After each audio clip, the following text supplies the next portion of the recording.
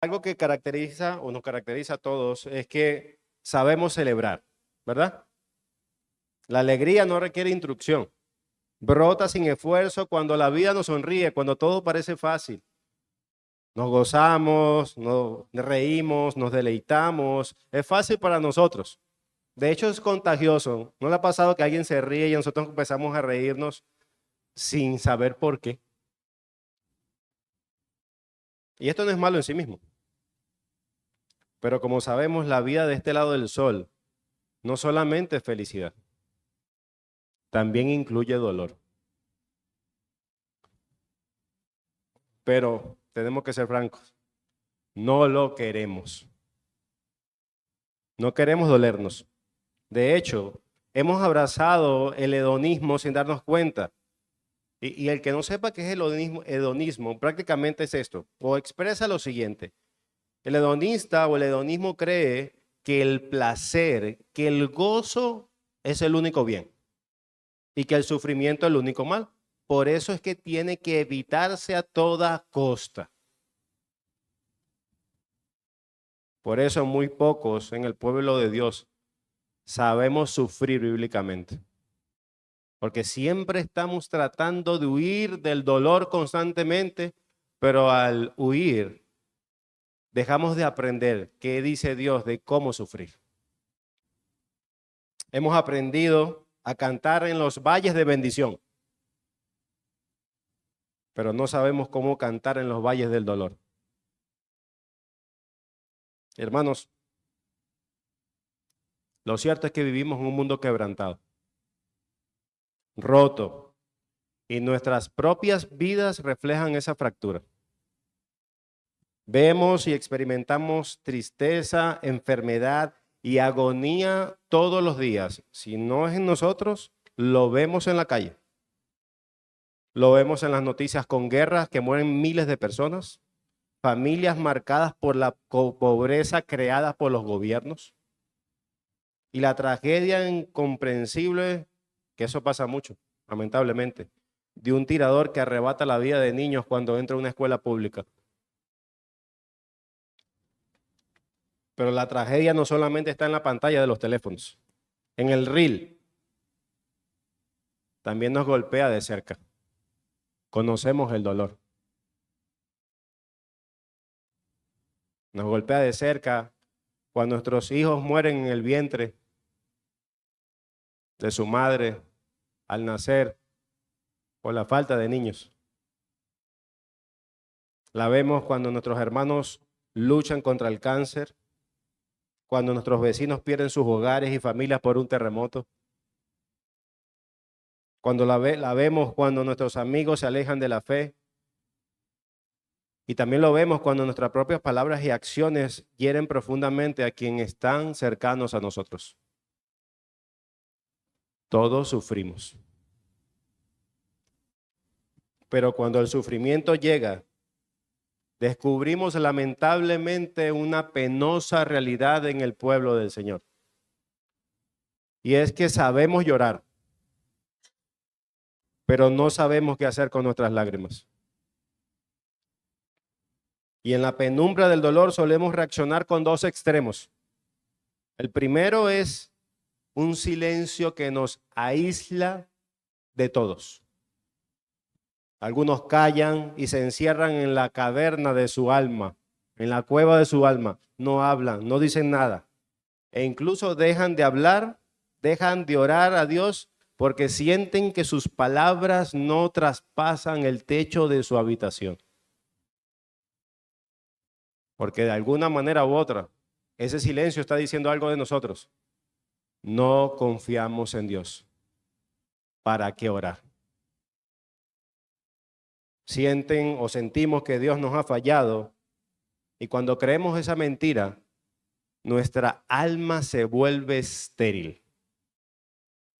Un silencio que nos aísla. Eso es un extremo. Pero también está el otro extremo. Son los que no dejan de hablar, pero hablan en la dirección incorrecta. Hablan con todos, excepto con Dios.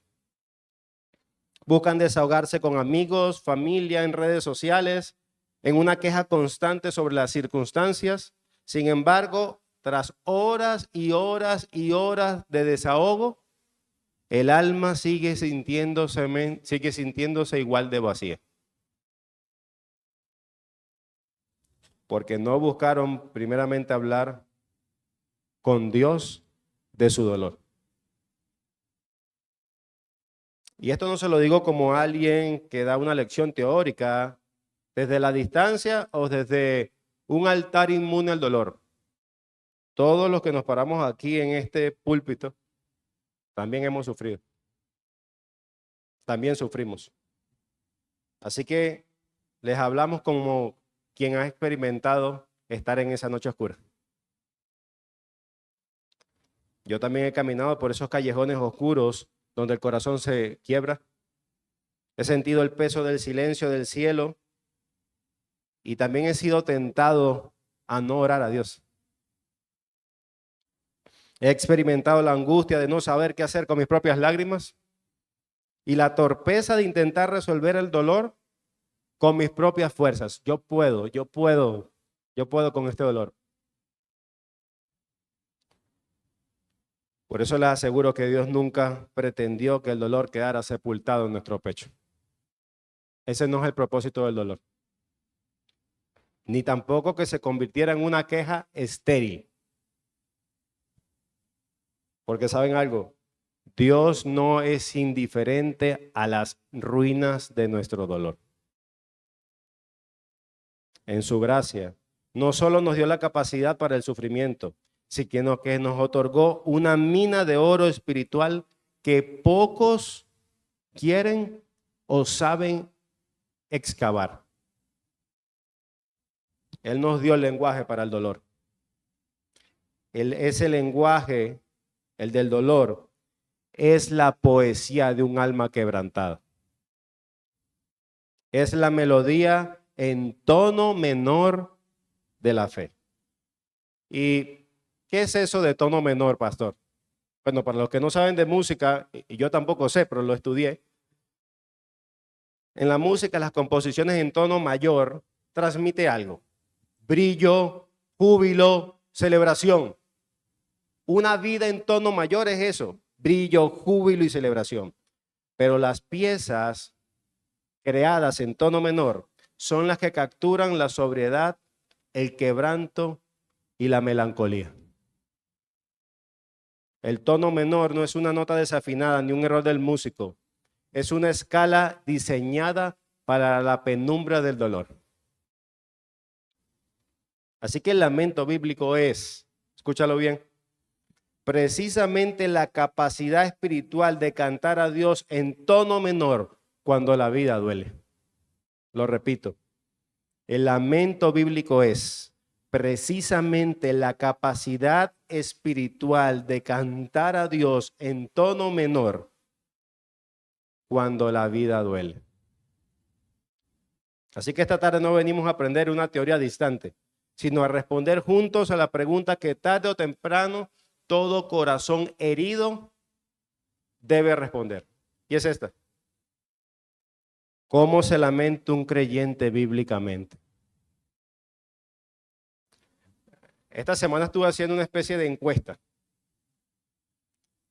Y por nuestra cultura, cuando le preguntaba, me dieron varias respuestas. Y todas tenían algo de correcto. Exactamente esto. ¿Cómo se lamenta un creyente? Y quizás tiene queja. No, un cristiano no se puede quejar. Otro, sí, pero hasta aquí. Otro, hasta aquí. Así que pretendemos esta tarde responder absolutamente todo eso. ¿Cómo se lamenta un creyente bíblicamente? Por eso que tenemos nuestro primer punto en la primera lámina, y es este. ¿Qué es el lamento?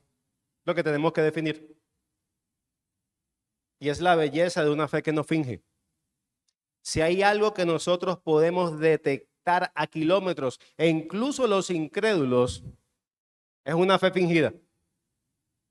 Y Dios no quiere eso para nosotros. Así que antes de mirar las pisadas del camino, debemos limpiar el terreno de falsos conceptos de lo que es el lamento. Así que el lamento bíblico es un tesoro escondido y para encontrarlo debemos entender primero lo que no es. Así que, ¿qué es lo que no es el lamento? Número 1, no es solo llorar. Las lágrimas son una respuesta biológica y emocional al quebranto, pero el llanto en sí mismo no sanará tu alma. No es solo llorar. ¿Qué no es el lamento bíblico? No es desahogo emocional puramente humano. No es la mera expresión de tristeza que se agota en sí misma. No solamente es el desahogo emocional. Número 3, ¿qué no es el lamento? No es rendirse al desespero. No es quedarse atrapado en el fango de la lástima o el cinismo eternamente. Eso no es el lamento. Ahora, lo que sí es el lamento es, en su esencia más pura, una oración. Es el lenguaje sagrado mediante el cual la fe se atreve a habitar en la penumbra del dolor sin soltar la mano de su creador. El lamento es en su esencia más pura una oración. Es el lenguaje sagrado mediante el cual la fe se atreve a habitar en la penumbra del dolor sin soltar la mano de su creador. ¿Qué salmo le viene a la mente? Salmo 23. Se atreve a habitar en el dolor sin soltar la mano de su creador, a pesar del dolor. El pastor Mark Brujop dice esto, y lo podemos ver en la próxima lámina. El lamento es una oración de dolor que conduce ¿a qué? A la confianza en Dios. El lamento es una oración de dolor que conduce a la confianza en Dios. Y aquí vemos cómo el lamento o la distorsión del lamento que tenemos en la mente se empieza a redefinir. Porque el lamento bíblico es una oración de dolor que conduce a la confianza en Dios. Así que detengámonos un momento y vamos a hacerle exégesis a esta palabra. Vamos a escuchar como alguien decía el latido de esta frase. Y uno tiene dolor. Así que el dolor reconoce la herida. El dolor no usa máscaras de piedad falsa ni de sonrisas fingidas. Cuando te preguntan y te acercan y tú tienes ese dolor, tú no vas a decir, estoy bien, con una sonrisa falsa. No. El dolor bíblico no usa máscaras de piedad falsa ni sonrisas fingidas. Admite que esta vida duele y que las nubes son bien oscuras. Número 2, oración. El verdadero lamento tiene oración. Y es que no permite que el dolor lo aleje de Dios, sino que usa ese mismo dolor como el combustible para acercarnos a Él. El lamento usa el dolor como un combustible para acercarnos a Dios. Y número 3, confianza. No es un pozo sin fondo. El lamento es un puente. El lamento bíblico es un puente. El lamento es la senda que atraviesa la tormenta hasta llegar al puerto seguro de Dios. Así que el lamento no elimina el sufrimiento mágicamente para nada, sino que lo redirige. Toma las lágrimas que iban a caer en el suelo de la desesperanza y el lamento bíblico toma esas lágrimas y la deposita en el tazón de la gracia. El lamento bíblico le da incluso propósito a nuestras lágrimas. Y la pregunta es, eso suena muy bonito, pastor, pero ¿cómo camino por esta senda? ¿Cómo transito por esta senda? ¿Cuál es el mapa de este yacimiento inagotable que yo pueda aprender ahora a lamentarme bíblicamente? ¿Cómo hago? Eso lo vamos a ver en nuestro segundo punto, en la siguiente lámina. El camino del lamento. Las 4 notas de la melodía en tono menor. Hermano, Dios no nos arrojó al valle de las sombras diciéndonos simplemente, mira, viene dolor para ti, simplemente sopórtalo. No, ese no es nuestro Dios. En su palabra nos trazó un mapa para esa senda. La mayoría de los lamentos de la Biblia, especialmente en las páginas sagradas de los Salmos, no son arranques caóticos de desesperación, sino un camino de fe. No se trata de una fórmula fría ni números mecánicos o una fórmula mecánica. Es el latido de un corazón que aprende a procesar la aflicción. Son 4 pasos, 4 notas que componen un canto en tono menor y que yo lo denominé la ruta del lamento, como un mapa, como un sendero. Y lo vemos ahí, en la próxima lámina. La ruta para un lamento bíblico. Lo primero que reconoce es que el dolor es real. El dolor es real. Las lágrimas son real. El sufrimiento es real. El cristiano sufre. Y esto a veces, aunque sufrimos, nos parece chocar, porque venimos de una cultura evangélica y del mundo que siempre es triunfalismo. Todo está bien, todo está bien. E incluso acuñaron la frase, estamos en victoria, como si el dolor no existiera. Y a veces no replicamos esas frases, pero a veces nos los han repetido tanto que incluso abrazamos. E incluso cuando hay un dolor real no nos gusta expresarlo porque parecemos que somos cristianos de segunda categoría. Y tú todavía sufriendo por eso, si ya han pasado 4 horas. Nos reímos, pero nuestra cultura e incluso la cultura que ha permeado la iglesia nos presiona para que pasemos rápido la página del dolor. Pero por eso tenemos la ruta del lamento bíblico, que reconoce que el dolor es real. Mira el primer paso, recurrir a Dios. Y es que en el momento que sea, en la situación que sea, en el dolor que sea, yo voy a seguir hablando con mi Padre. Paso número 2, quejarse. Pero esto, más adelante voy a hacer una explicación más profunda de esto. Pero quejarse, ¿cuál es la diferencia de quejarse bíblicamente o incorrectamente? Pues yo lo definiría de esta manera. Ahí está la queja bíblica, que es esta que vamos a expresar, y está la murmuración. La murmuración es aquella que habla a espaldas de Dios y mal de Él. Pero la queja entra cara a cara con Dios y derrama su corazón adolorido con el Señor. Expresa la herida con honestidad. Número 3, pedir. Es voltear la mirada al médico.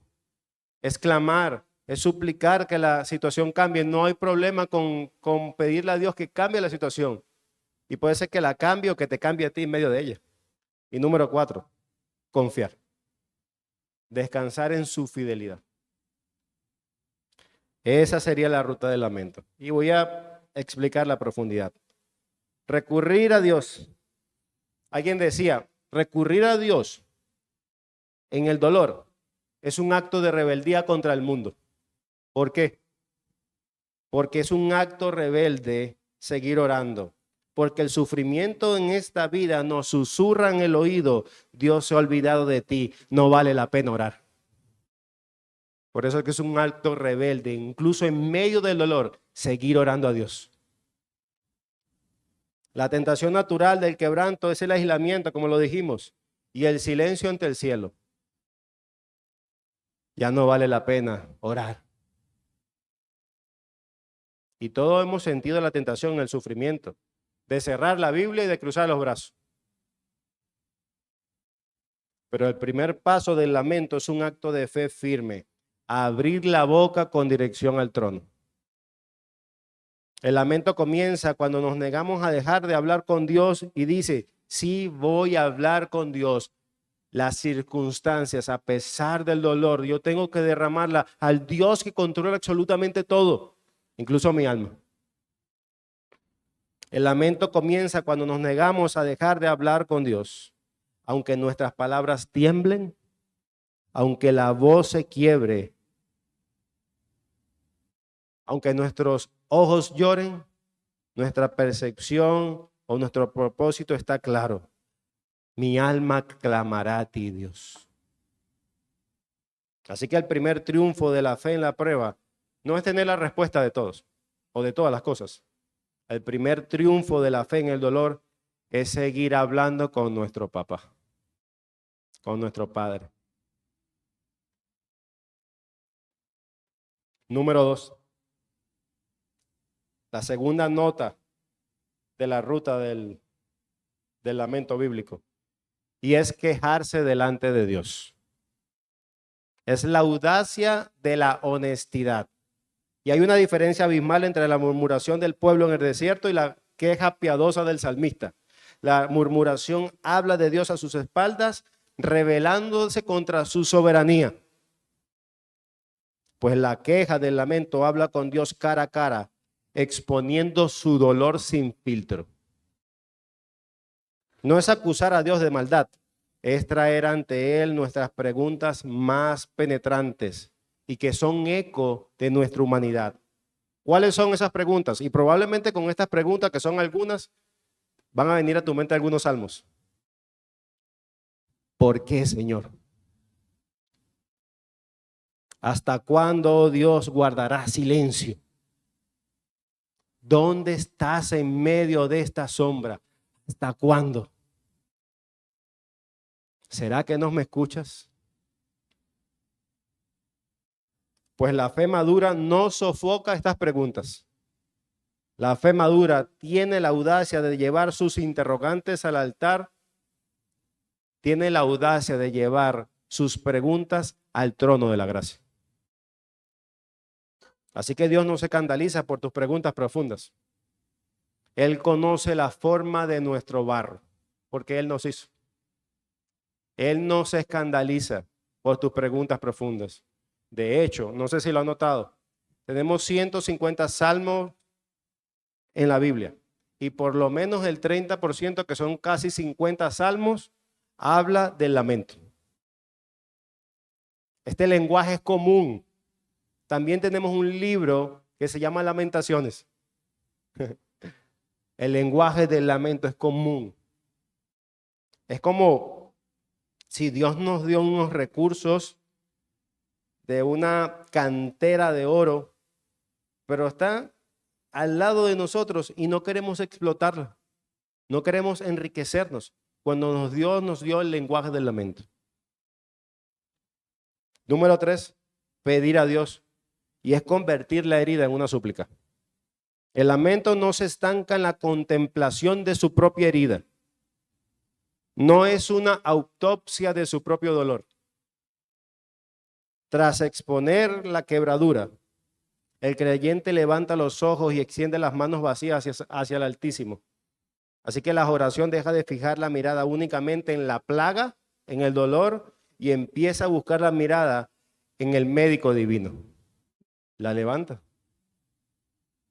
Mírame, respóndeme, Señor, haz algo, sosténme con tu diestra, sé mi refugio, sé mi pronto auxilio que tú prometiste.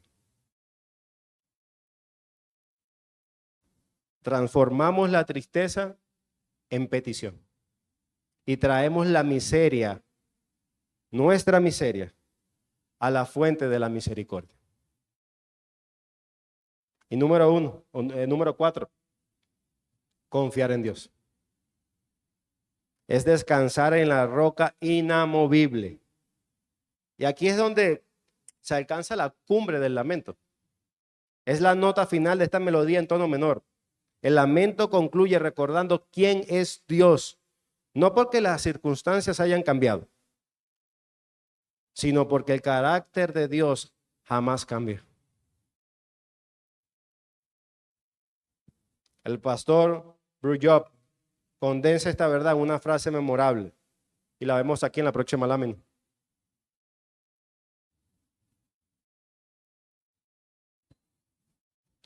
El lamento vive en el espacio que hay entre una vida difícil y la bondad de Dios. El lamento vive en el espacio que hay entre una vida difícil y la bondad de Dios. Es como esa línea que hemos construido en las oraciones pasadas en blanco. Vida difícil, aquí va el lamento y aquí está la bondad de Dios. Tiene un espacio para lamentarnos. El lamento, la vida difícil, nuestro lamento nos apunta hacia Dios. Bueno, y esto lo podemos dar un testimonio personal de esto. Yo sé que ustedes y cada uno de ustedes también en un sentido. Así que las nubes pueden seguir oscuras entre nosotros. El diagnóstico o el problema pueden no desaparecer inmediatamente. La ausencia de tu ser querido, de tu padre, de tu madre, de tu hijo, sigue doliendo. Pero en el clamor, en el lamento, el corazón encuentra un ancla. El dolor sigue ahí, pero ahora el alma descansa sobre una verdad infinitamente más grande que su dolor: la fidelidad eterna de Dios. Y podríamos pensar, esto es una verdad completamente bíblica. Nos podemos lamentar. ¿Podemos ver eso con claridad en cualquier texto de la Escritura? Por supuesto que sí. Y eso lo vamos a ver en nuestro punto número 3, el cual lo titulé Caminando con Asaf, en el Salmo 77. Y este salmo lo pueden leer cuando lleguen a su casa a profundidad. Así que voy a dar algunos versículos claves sobre eso. Así que observemos cómo el Salmo 77 no es un análisis académico, sino el pulso de Asaf marcado en los 4 pasos del lamento bíblico. En versículo 1 y 2 dice la palabra del Señor lo siguiente: con mi voz clamé a Dios clamé y Él me escuchará. Al Señor busqué en el día de mi angustia. ¿Qué es lo primero que hace el salmista? Recurre a Dios. Asaf no busca refugio en cisternas rotas, ni se encierra en el aislamiento. Su primer impulso en la noche oscura no es darle la espalda a Dios, sino extender sus manos cansadas hacia el cielo. Él se niega a dejar de hablar con su Padre. Lo primero que hace en el dolor, en el lamento, es recurrir a Dios. Número 2, él se queja con Dios. Y lo vemos desde el verso 7 al 9, diciéndole esto: ¿desechará el Señor para siempre y no nos volverá a ser más favorables? ¿Ha cesado para siempre su misericordia? ¿Se ha acabado perpetuamente su promesa? Y esto es una queja. ¿Desechará el Señor para siempre y no tendrá más misericordia de nosotros? Señor, por favor, ten misericordia de nosotros. ¿Qué pasa? ¿Se ha acabado perpetuamente tu promesa? Escuchen la melodía en tono menor. Asaf no disimula ni usa una máscara de falsa piedad. Ah, Señor, no. Su corazón roto es derramado en el Señor. Me duele y voy a ti a quejarme. Con absoluta honestidad expone su angustia y sus preguntas más difíciles. Su queja no es rebeldía contra Dios. Es el dolor crudo de un corazón depositado en el altar. Depositado en el lugar correcto. Número 3, pide a Dios. en el versículo 1 y la súplica implícita del versículo 2, cuando dice, con mi voz clamé a Dios y Él me escuchará. En el día de mi angustia busqué al Señor. ¿Cuál es la petición de Asaf aquí? ¿Qué le está pidiendo? Aunque el dolor paralizaba su boca en el verso 4, su clamor no es un desahogo de aire. Asaf está pidiendo al Señor, respóndeme, respóndeme. Estoy sufriendo, respóndeme.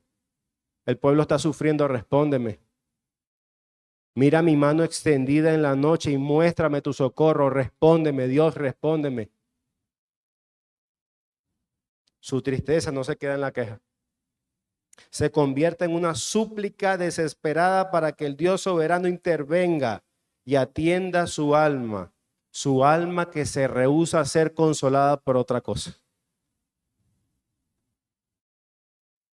Número 4 en esta ruta.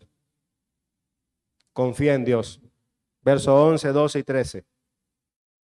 Me acordaré de las obras de Jehová. Sí, haré yo memoria de tus maravillas antiguas, meditaré en todas tus obras, oh Dios, santo es tu camino. Qué Dios tan grande como nuestro Dios. En el momento de la calamidad, de la prueba, del sufrimiento, Él se acordó de los beneficios que siempre Dios y de las promesas que Dios ha cumplido a su pueblo. Él llevó su mente a los tiempos de Moisés cuando abrió las aguas, cuando sostuvo al pueblo de Israel. Él se acordó de todas esas veces. Dice, si yo me traigo a memoria todas estas verdades que Dios sí ha mostrado misericordia en el pasado, ese sigue siendo mi mismo Dios. Y aquí está el gran giro del lamento bíblico. La mirada del salmista cambia de dirección, deja de contemplar el mar tempestuoso de sus problemas, de sus dolores, de sus sufrimientos y empieza a hacer memoria activa de la fidelidad de Dios en el pasado. Este es mi Dios, Él sí cumple sus promesas, Él sí cuida a su pueblo, Él es mi Dios. Y para el salmista el problema no desapareció en ese momento. Pero Asaf recuerda quién es su Señor. Así que su corazón encuentra descanso en una verdad más grande y superior que su dolor. Encuentra su descanso en recordar el carácter de su buen Dios. Él es Padre, Él es amor, Él cumple sus promesas, Él me protege y yo en este sufrimiento, en este momento no tengo que ser la excepción. Dios es fiel. Así que hermanos, realmente el lamento bíblico, es un camino de regreso al Padre. Regresamos al punto de partida. Todos sabemos llorar. Es lo más natural de nuestra condición humana en este mundo caído y quebrantado por el dolor, por el pecado. Pero Dios en su infinita gracia y profunda misericordia no quiso dejar a la deriva nuestras lágrimas.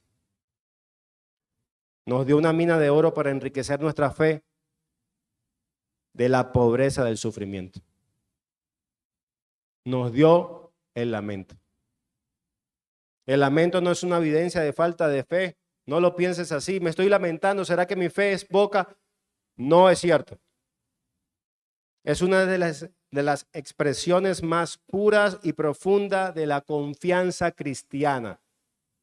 Porque solo aquel que en el fondo todavía cree en la bondad de Dios en medio de su dolor, tiene la valentía de seguir hablando con Él cuando todo a su alrededor sigue doliendo. Si dejamos de lamentarnos bíblicamente, perderemos una dimensión vital de la vida cristiana.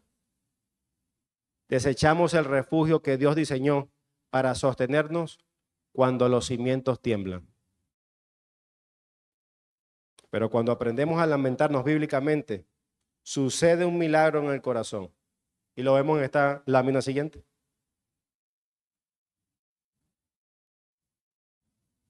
Nuestro dolor deja de ser un muro que nos separa de Dios y se convierte en un camino que nos lleva de vuelta a sus brazos.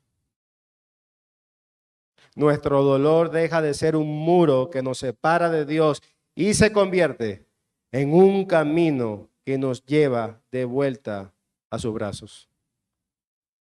Así que podemos decir, gracias a Dios, porque nos has dado los recursos, el medio, el puente para lamentarnos. Tu dolor en este mundo tiene un lugar en los brazos del Señor.